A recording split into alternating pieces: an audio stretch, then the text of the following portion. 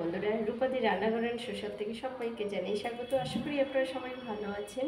অনেকদিন পর চলে এলাম ক্যামেরার সামনে। আজকে বানাবো কুমড়ো দেব না, পুঁই শাক দিয়ে বেগুন। তাও আবার কি দিয়ে? চিংড়ি নয়, মাছের মাথা নয়। আর গরমের সময় বাজারে ভর্তি হয়ে গেছে কুমড়ো পুঁই শাক। তাহলে চলুন বানাই আর আপনাদেরকে দেখিয়ে দিই কত সহজে কত সুন্দর বানানো যায় কুমড়ো পুঁই শাক। তাহলে চলুন রান্নাঘরে যাই। শীতকাল না যেতে যেতে দেখুন কি সুন্দর বাজারে একদম কচি কচি পুঁই শাক, একদম মানে কোনো পাতা টাতা বাদ দেওয়ার নয়, একটু বাদ দেওয়ার পরে পুরো কিন্তু শাকটা খাওয়া যেতে পারে। এত সুন্দর দেখুন, একদম কচি পুঁই শাকের সাথে বেগুন। আর বানাবো দেখুন কি দিয়ে, একদম ভেটকি মাছের তেল সাদা ধপধপে, দেখেছেন? তেলটা দিয়ে বানাবো পুঁই বেগুন তেল দিয়ে। মাছ ভেজেছি, কড়াটা প্রচণ্ড গরম আছে আর খুব কম তেল ছিল। ওই তেলটার মধ্যে আমি শুধু তেলটাকে, যার আঁচটে গন্ধটা যায়, ভাজবো না, জাস্ট একটু 3-4 মিনিট একটু তেলটাকে নাড়াচাড়া করব। আর একটু হলুদ দিয়ে দিলাম, দিয়ে আমি তেলটাকে তুলে নিয়েছি দেখুন। আর বিশেষ ভাজবেন না, একদম যদি লাল লাল করে ভাজতে চান তাহলে তেলগুলো কিন্তু সব গলে যাবে। তরকারির ক্ষেত্রে বললাম, ভাজা খেলে আলাদা জিনিস। এবার আমি তেল দিয়ে দিলাম পুঁই শাকে, দিয়ে এর মধ্যে শুকনো লঙ্কা, তেজপাতা, 5 ফোড়ন। কুমড়ো পুঁই শাকে দিলে খুব ভালো হয়, কুমড়ো বেগুনে দিলে খুব ভালো হয়। আর একটু বেশি করে আমি 5 ফোড়ন দিয়ে দিলাম। এটা সুন্দর একটা ফ্লেভার এলেই দিয়ে দেব রসুন বাটা, দিয়ে দেব একটা বড় সাইজের পেঁয়াজ। যেহেতু মাছের তেল আছে সেই জন্য এখানে পেঁয়াজটা আমিও ব্যবহার করলাম। এর থেকে না দিয়ে নিলাম। আমার ভুল হয়েছে কি, যে এই তরকারিটা তেল বেশি দেওয়া যাবে না, কারণ হচ্ছে এখন যদি আমি বেশি তেল দিয়ে দিই তারপরে আমি এই তেলটা দেব, তখন কিন্তু আবার তরকারিটা অনেক অয়েলি হয়ে যাবে। যার জন্য আমি ফোড়নের তেলটা পুরো বাতিল করে দিলাম। এখানে আমি কাটা আলুগুলো দিয়ে দিলাম পেঁয়াজের উপরে, দিয়ে এগুলো এর সাথেই আমি আদা বাটা দিয়ে দেব।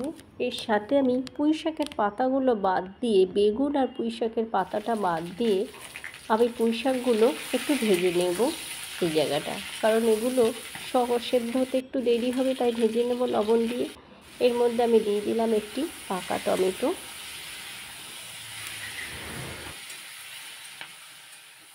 আর পরে একটু ওগুলো ভেজে নিয়ে সব শেষে দিয়ে দিলাম বেগুন।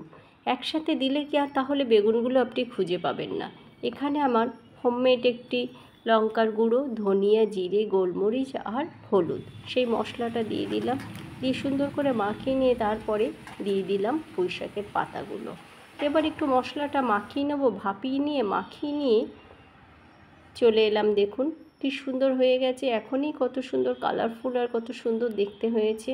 আমি কিন্তু খেয়াল করবেন, মাছের তেলটা কিন্তু কষানোর মধ্যে দেবেন না। কষানোর মধ্যে দিলে তাহলে উগ্র একটা আস্তে গন্ধ চলে আসবে। এই সময় একদম মাছের তেল দেবেন না। আমার এটা কষানো একদম রেডি হয়ে গেছে।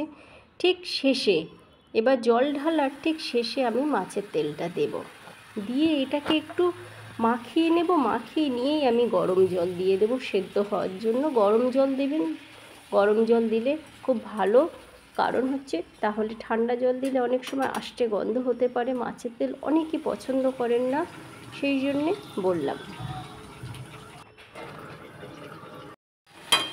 এবার এই জায়গাটা একটু আপনাকে খুন্তি দিতে হবে, খুব খুন্তি দিতে যাবেন না, তাহলে কিন্তু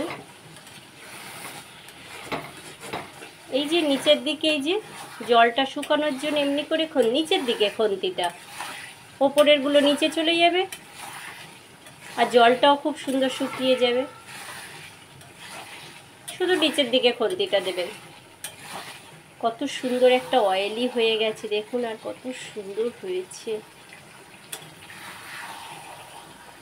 কত সুন্দর হয়েছে।